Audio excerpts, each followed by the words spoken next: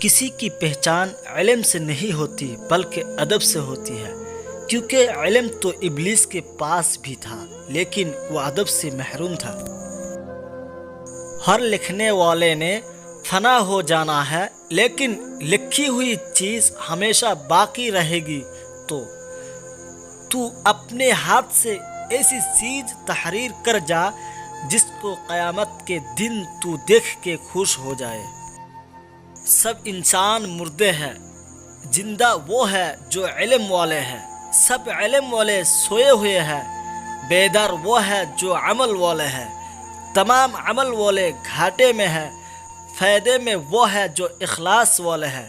سب اخلاص والے خطرے میں ہیں، کامیاب وہ ہے جو تکبر سے پاک ہے۔ مشرقی ہوا بادلوں کو اوپر کی طرف لے جاتی ہے، شمالی ہوا بادلوں کے ٹکڑوں کو ایک جا کرتی ہے۔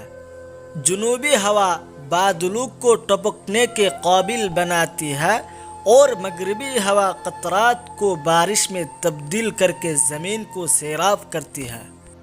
عورت کی بدخلقی پہ صبر کرنے والا حضرت ایوب علیہ السلام کے صبر کے برابر ثواب پائے گا۔ انسان کا سب سے برا کارنامہ یہ ہے کہ وہ اپنے دل اور زبان کو قابو میں رکھے۔ غریب مہمان آ جائے تو قرض لے کر بھی تکلف کرو۔ ہر چیز کو اس کی ضد سے ہی توڑا جا سکتا ہے۔ مخلوق سے ایسا معاملہ کرو جو تم ان سے اپنے حق میں پسند کرتے ہو۔ جس شخص کو دنیا کی تجارت اپنے اندر یوں ڈبا لے کہ اسے آخرت کی تجارت یاد ہی نہ رہے، وہ یقیناً بڑا بدبخت ہے۔ اس طرح ویڈیو پانے کے لیے ہمارے چینل کو ضرور سبسکرائب کریں۔